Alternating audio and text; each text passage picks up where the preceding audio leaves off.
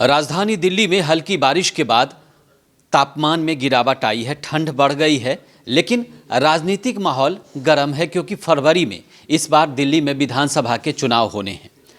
आम आदमी पार्टी के पास एक पहले से मुद्दा था भीमराव अंबेडकर के अपमान का, जिसका आरोप लगा रही है वो। उसके अलावा अब दूसरा मुद्दा वो बार बार जनता के बीच जाकर ये कह रही है कि बीजेपी पूर्वांचलियों का अपमान करती है।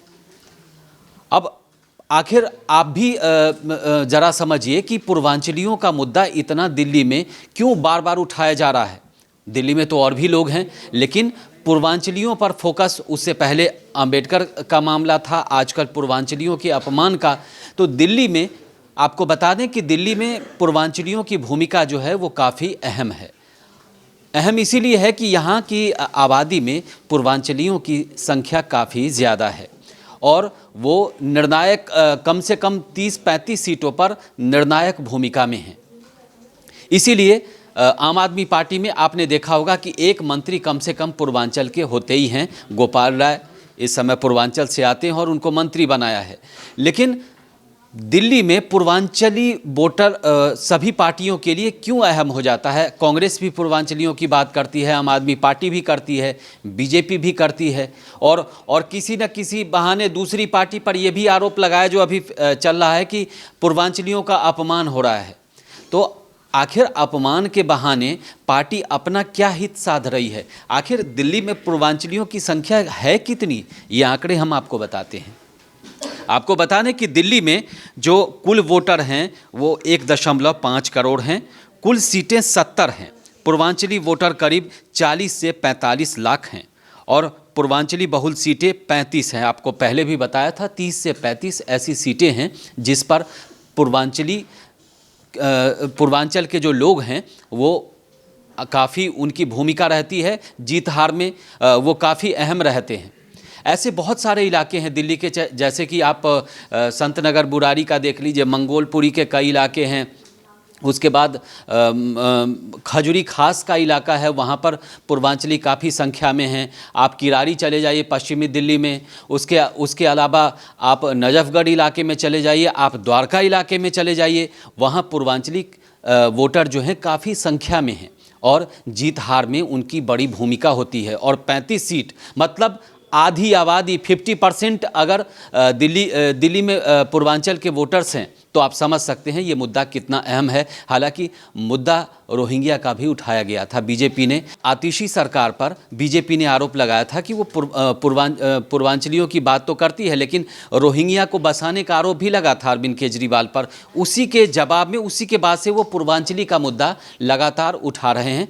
तो लेकिन सबसे ज़्यादा अहम मुद्दा इस समय पूर्वांचलियों का ही चल रहा है। और पूर्वांचली कौन? पूर्वांचली वो जो पूर्वी उत्तर प्रदेश से आते हैं, बिहार से आते हैं, मतलब बंगाल बॉर्डर तक के जो लोग हैं वो पूर्वांचली में काउंट होते हैं दिल्ली में। तो अगर दिल्ली में आधी आबादी है तो मुद्दा तो अहम हो ही जाता है। उस हिसाब से अगर आप कहें तो दिल्ली में उस हिसाब से आधी आबादी के लिए तो एक ही मंत्री हैं, उसके अलावा ज़्यादा तो मंत्री बनाए नहीं गए। सिर्फ एक मंत्री आपने आधी आबादी को ध्यान में रख के बनाया, लेकिन बावजूद इसके पूर्वांचली वोटर हर बार सत्ता में पहुंचाने का काम करते हैं, जीत हार का फैसला करते हैं। इसीलिए आम आदमी पार्टी ज़ोर शोर से ये मुद्दा उठा रही है। हालांकि जो दिल्ली के कई सारे इलाके हैं, कच्ची कॉलोनी है चाहे नई डेवलप कॉलोनी है, जो उतने अच्छे में वहाँ पर विकास नहीं हुआ। आम आदमी पार्टी भी बात करती है सारी सुविधाएं देने की, लेकिन आप ग्राउंड पर जाएंगे तो जो इन पूर्वांचलियों का इलाका है जहां पर ज़्यादा तादाद में वो रहते हैं, वहां पर बहुत ज़्यादा सुविधाएं अभी भी हैं। पानी तो पहुंचा दिया गया, लेकिन पानी एक दिन अल्टरनेट करके आता है। मतलब आज आपको पानी वहां मिलेगा नलके से तो कल नहीं आएगा पानी, फिर परसों आपको परसों का इंतज़ार करना पड़ेगा। ऐसा संत नगर है, बुराड़ी है, उसके बाद और भी कई सारे इलाके हैं जहाँ पर इसी तरह का है। हालांकि दावे तो बहुत किए जाते हैं, लेकिन वहाँ पर सड़क की हालत भी बहुत अच्छी नहीं है। ऐसे दिल्ली के कई इलाके हैं जिस पर काम करने की ज़रूरत है, लेकिन पूर्वांचलियों के लिए अपने अपने दावे हैं। क्योंकि वोट का मामला है तो अभी चुनाव है तो पूर्वांचली काफ़ी अहम मुद्दा है, लेकिन विकास की भी बात होनी चाहिए कि कम से कम दिल्ली जैसे राजधानी है देश की, और यहाँ पर अगर ज़्यादा से ज़्यादा काम सरकार करेगी तो दुनिया को दिखाने के लिए आपको आसान होगा, क्योंकि बाहर के जो लोग आते हैं वो सबसे ज़्यादा दिल्ली में आते हैं किसी न किसी वजह से, चाहे वो इंटरनेशनल मुद्दा हो, चाहे किसी भी तरीके का घूमने, चाहे पर्यटक हो, लेकिन राजधानी हर देश की अहम होती है, दिल्ली भी अहम है। तो यहाँ विकास का भी मुद्दा किसी न किसी तरीके से होना चाहिए, क्योंकि विकास अगर राजधानी का नहीं हुआ, अगर आप यहाँ का ट्रांसपोर्ट अच्छा नहीं करेंगे, आप बिजली की बात पहले से बेहतर हुई है, लेकिन अगर पानी का मुद्दा अगर अभी भी है तो बहुत सारी दिक्कतें हो रही हैं, पब्लिक में दिक्कत हो रही है, और जनता इस पर भी सरकार से, अभी के सरकार से जवाब मांग रही है, क्योंकि मुद्दा है और पानी तो हर आदमी की ज़रूरत है, हर दिन हर घंटे की ज़रूरत है।